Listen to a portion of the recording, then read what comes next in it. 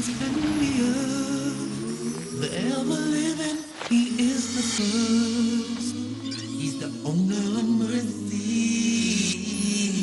He's them his messengers to warn his creatures. السلام عليكم ورحمة الله وبركاته. بسم الله الرحمن الرحيم. الحمد لله،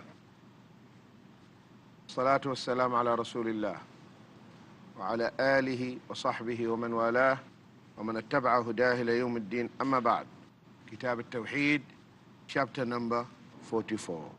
Ibn Majah reported from At-Tufail. At-Tufail is the brother of Aisha from her mother's side. Aisha's brother from her mother's side, that he narrated, At-Tufail. He narrated a dream. A dream. He said, رأيت فيما يرى النائم كأني أتيت على نفر من اليهود قلت إنكم لأنتم القوم لولا أنكم تقولون عزير ابن الله قالوا وإنكم لأنتم القوم لولا أنكم تقولون ما شاء الله وشاء محمد ثم مررت بنفر من النصارى فقلت إنكم لأنتم القوم لولا أنكم تقولون المسيح ابن الله قالوا وإنكم لأنتم القوم لولا أنكم تقولون ما شاء الله وشاء محمد فلما أصبحت أخبرت بها من أخبرت ثم أتيت النبي صلى الله عليه وآله وسلم فأخبرته قال هل أخبرت بها أحدا قلت نعم قال فحمد الله وأثنى عليه ثم قال أما بعد فإن طفيلا رأى رؤيا أخبر بها من أخبر منكم وإنكم قلتم كلمة كان يمنعني كذا وكذا أن أنهاكم عنها فلا تقولوا ما شاء الله وشاء محمد ولكن قولوا ما شاء الله وحده رواه ابن ماجه. The meaning in English, At-Tufail said, I had a dream in which I came upon a group of Jews and said to them, you are indeed a good people had you not claimed Uzair, Ezra, the son of Allah. Then they said, you too are good if you do not say what Allah may will and Muhammad may will. After that, I came upon a group of Christians and said to them, you are indeed a good people if you do not claim Christ, the son of Allah, the son of Allah. Then they said, you too are good if you do not say what Allah may will and Muhammad may will. Then the following morning, I narrated the above event to some and came to the Prophet ﷺ and repeated the whole event. He ﷺ asked, have you told this to anybody else? I said, yes. Then he ﷺ went to his pulpit, the minbar, and after offering praises to Allah said, Tufail had a dream which he already had communicated to some of you. You used to say a sentence which, due to some hesitation that Allah did not reveal in this regard to me anything, I could not prevent you from. Henceforth, do not say what Allah may will and what Muhammad may will, but say what Allah may will alone. So this is a dream. At-Tufail had seen it, had this dream. This is hadith in Sunan ibn Majah. And he came, so in the dream, At-Tufail, that he came upon a group of the Jews, Yahud, said, indeed you are good people. But your problem that you say Uzair, Ezra is the son of God. Because that's what the Jews said. وقالت اليهود عزير ابن الله. And the Jews said Uzair, Ezra is the son of God. وقالت النصارى المسيح ابن الله. And the Christians say Christ is son of God. So the Jews in the dream replied and said, you too, Muslims, are good. But you have a problem. Your problem, you say, what Allah may will and what Muhammad may will. Then he said, and I came across a group of the Christians. He said, indeed, you are good people, but you have a problem. And that is, you say, Christ, son of God. And the Christians replied, you too are good, but you have a problem too. You say, what God may will and what Muhammad may will. Now, in the morning, At-Tufail, he related this. He mentioned this to some people. Because when you see a dream, dreams are two types. One from the shaitan and one from Ar-Rahman. The good dream from Allah, the bad dream from the shaitan. The bad dream, you just spit on your left side and you don't mention it to anyone. Spit, and that's it. Don't mention it to anyone. The good dream, you can mention it to whomever you love, or to someone who will interpret the dream, who will interpret the dream for you. So At-Tufail, he mentioned it to some. Then he came to the Prophet ﷺ and he told him. The Prophet ﷺ asked, have you told anyone? He said, yes. So the Prophet ﷺ, he climbed the mimbar, the pulpit, and he praised Allah. And then he told them that At-Tufail has told some of you what he had seen in the dream. And I was hesitant to prevent you. Are you following? The Prophet ﷺ, he wanted, before the Jew came to him, he wanted to stop them. But Allah didn't tell him so. Are you following? Because some might say, Muhammad didn't know about the shirk, so the Jew has to teach him. No, he knew about that. And he wanted to prevent them. But how can he prevent them something Allah subhanahu wa ta'ala didn't tell him? Are you following? So now when Allah sent the Jew, that is the right time. That's why he approved what the Jew said. Because had what the Jew said was wrong, he would have corrected the Jew. And he would have told him, no, it is not shirk. But he accepted, which means he knows that this is wrong. But he was waiting for receiving revelation from Allah subhanahu wa ta'ala. That's why he said, I was hesitant, just waiting. Are you following? For example, you know Masih al-Dajjal, the Antichrist. The Antichrist will not enter Mecca and Medina. The Antichrist now is locked by chains in the Arabian Sea, in an island in the Arabian Sea. And then he will come out and he will try to enter Mecca and Medina. But the Malaika, the angels, they stop him. Are you following? The Prophet ﷺ, before was told that the Antichrist cannot enter Mecca and Medina, there was a man in Medina who deal with the jinn, known as Ibn al-Sayyad. Ibn al-Sayyad. Ibn al-Sayyad, he communicates with the jinn. And the Prophet ﷺ, in the beginning, thought that he was the Antichrist, before Allah informed him that the Antichrist will not enter Mecca and Medina. So that's why he came to test the Antichrist, the Ibn al-Sayyad. He was lying like this on his back, murmuring, talking to his shayateen, and the Prophet ﷺ came walking stealthily, quietly, hiding himself and Umar with him behind the date palm tree. The mother of this Ibn al-Sayyad, she saw the Prophet ﷺ and Umar. She informed her son, so he sat. Sayyidina Umar, he said, let me kill him. He said, huh? Take it easy. If he is the Antichrist, the Dajjal, you are not the one who's going to kill him. Who's going to kill the Dajjal? Isa alayhi salam.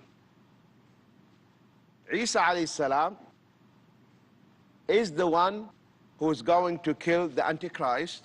So the one who's going to kill the Antichrist or the Dajjal is Isa alayhi salam. And he's going to kill him where? In Palestine. In Palestine. So he told Sayyidina Umar, the Prophet ﷺ, if he's the Antichrist, you are not the one who's going to kill him. Then he said to this guy, to Ibn al-Sayyad, tell me, what do you see? First of all, he told him, now he is testing him. He told him, I have hidden something. Can you tell me? I have hidden something. Can you tell me? What the Prophet ﷺ hid? Ad-Dukhan, Surah Ad-Dukhan. The word Ad-Dukhan.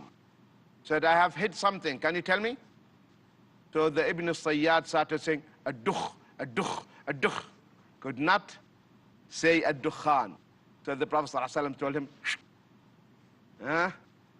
You cannot know what I have hidden. Then the Prophet ﷺ told him, can you tell me, what do you see? He said, yes, I am seeing now a massive throne on the water. Very colossal, gigantic throne on the water.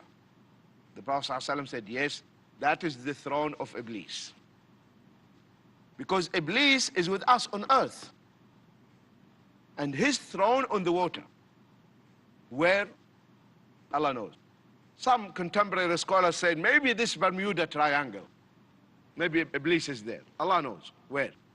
So now, the Prophet ﷺ, because he did not know, and Allah hadn't informed him yet by that time, that the Antichrist or the Dajjal would not enter Makkah and Medina, so he thought Ibn Sayyad was the Dajjal.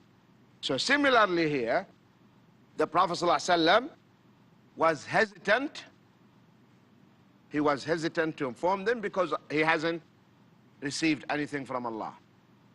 He didn't receive anything from Allah subhanahu wa ta'ala. That's why he was reluctant. But after that, he told them, you should not do this. So that means, from this hadith, Jews, they know what is shirk. The Christians also, they know. Are you following? And the Prophet ﷺ, he sanctioned the dream of Tawheed. May Allah subhanahu wa ta'ala save us from going astray, and may Allah subhanahu wa ta'ala grant us the beneficial knowledge. Ameen. We move, inshallah, to chapter 45. My dear brothers and sisters, and dear viewers, we have completed Kitaab Tawheed, chapter number 44. And we will be starting, inshallah, Kitaab Tawheed, chapter number 45. Stay tuned. We'll be back, inshallah, after the break. He sent his messenger. رمضان المحسنين. Assalamu alaikum wa rahmatullahi wa barakatuh. This is your brother in Islam, Abdurrahim Green, wishing all my brothers and sisters in Islam all over the world a blessed and fruitful Ramadan. Dr. Zakir Naik's tour to UAE. This Ramadan on 17 June 2016. Welcome to witness the dynamic expose by Dr. Zakir Naik. Dr. Zakir Abdul Karim Naik. In his public talks organized by the Department of Islamic Affairs and Charitable Activities, Dubai, under the patronage of Sheikh Ahmad bin Muhammad bin Rashid Al Maktoum at the Rashid bin Muhammad Ramadan gathering. Today, the most important weapon in the world is the media. Inshallah, on Friday, 17 June 2016 at 10:30 p.m. after Taraweeh. Please feel free to ask any question on Derive Islamic apt and comparative satisfying answers from Dr. Zakir Naik. And I want to ask this question. In Ask Dr. Zakir, an exclusive open question and answer session at Zayed bin Muhammad Family Gathering, Khawanij, Dubai, UAE. People from all faiths are welcome. Admission free. Dr. Dr. Zakir Naik's tour to UAE.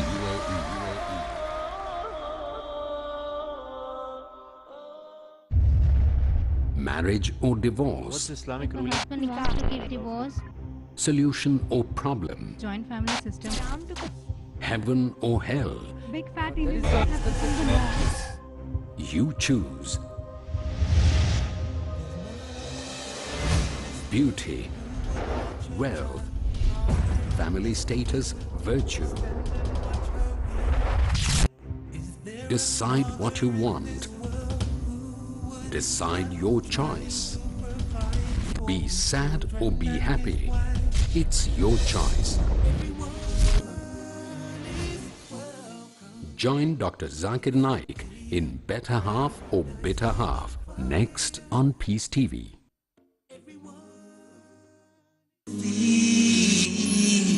Keep them his messenger. Assalamu alaikum wa rahmatullahi wa barakatuh. Alhamdulillah. Wassalatu wassalam ala rasulillah wa ala alihi wa sahbihi wa man wala. Wa man attaba'a hudahu ila yawm ad-din. Amma ba'd. Chapter number 45. Whoever curses time has wronged Allah. So this talks about cursing time. And unfortunately, many people, they curse time. They might say, may Allah curse the day I met you. What a horrible day today. So they curse time. When you curse time, you curse Allah indirectly. Because who made it possible for us to meet?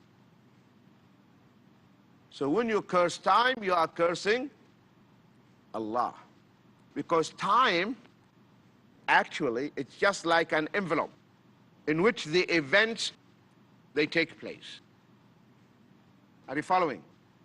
Allah subhanahu wa ta'ala said, وَقَالُوا مَا هِيَ إِلَّا حَيَاتُنَا الدُّنْيَا نَمُوتُ وَنَحْيَا وَمَا يُهْلِكُنَا إِلَّا الدَّهْرُ وَمَا لَهُمْ بِذَلِكَ مِنْ عِلْمٍ إِنْ هُمْ إِلَّا يَظُنُّونَ. And they say, there's nothing but our life of this world. We die and we live, and nothing destroys us except ad-dahr, the time. And they have no knowledge of it. They only conjecture. This is Surah 43, Ayah 24. Some of the Arabs, some of them, they denied the resurrection. And they said, we will just perish by time. We live and we die. That's it.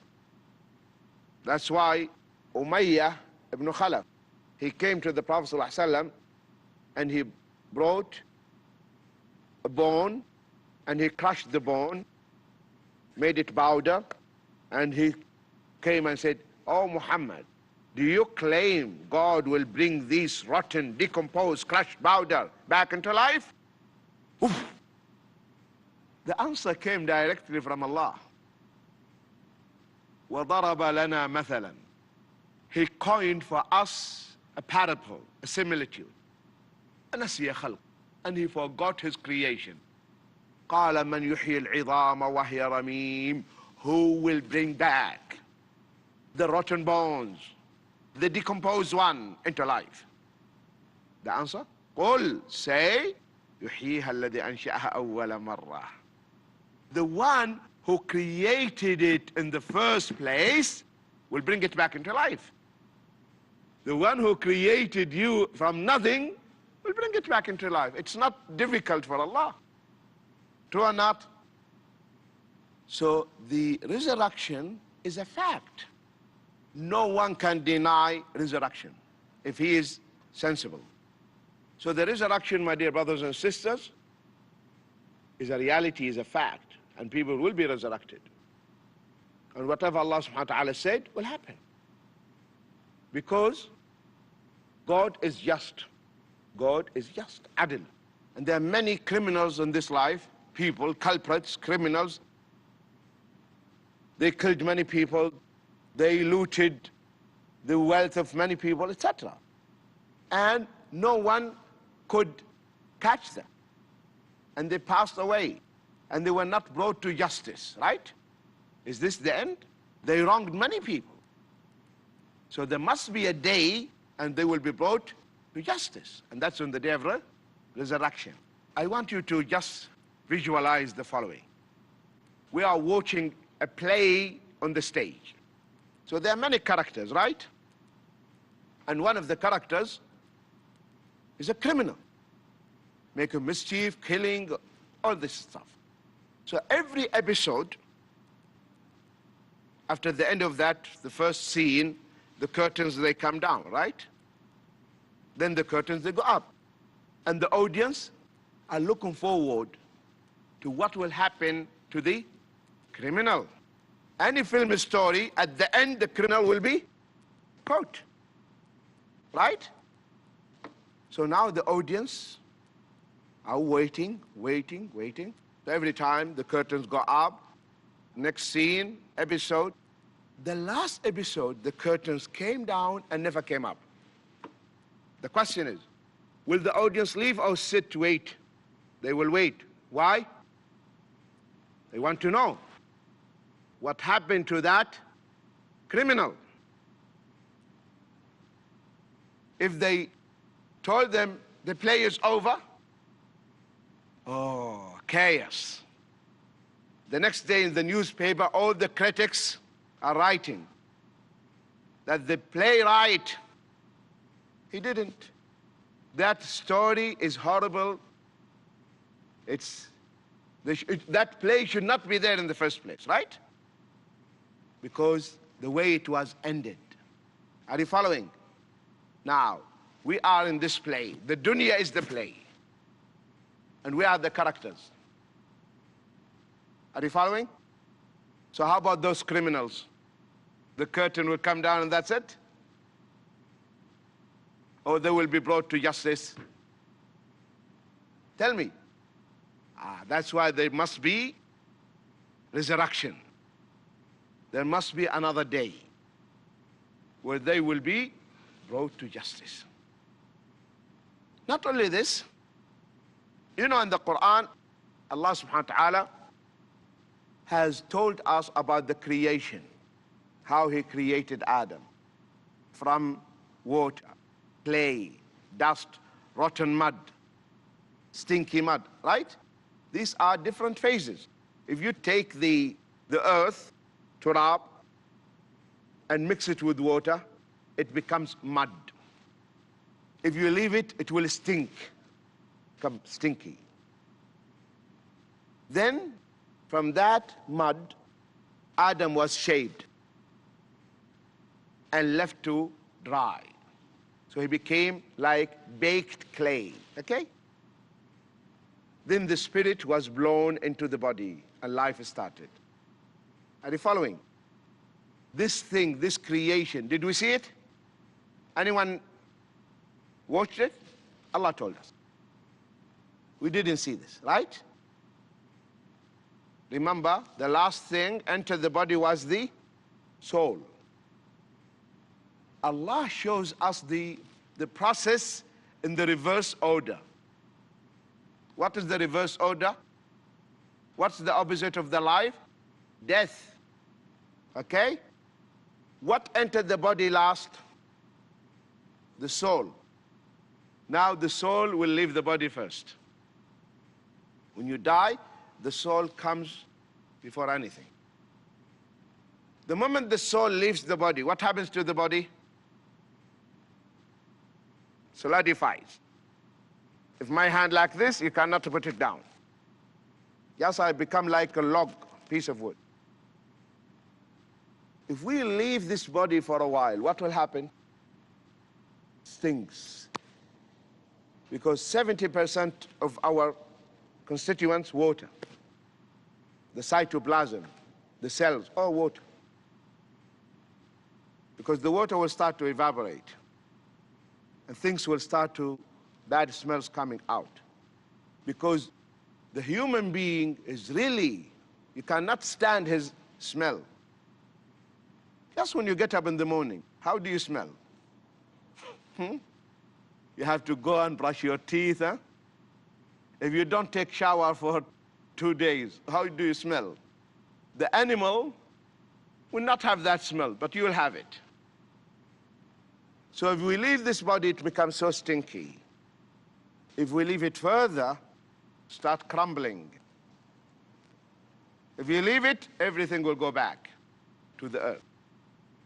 So exactly what Allah mentioned about the creation, but it is in the reverse order. So what Allah subhanahu wa ta'ala told us that there will be a day when we'll be brought back, it is a fact. We cannot deny it. My dear brothers and sisters, and dear viewers, we'll be continuing, inshallah, Kitaab Tawheed, chapter number 45. In the coming episode, looking forward to seeing you. Till then, fi amanillah. Assalamu alaikum wa rahmatullahi wa barakatuh.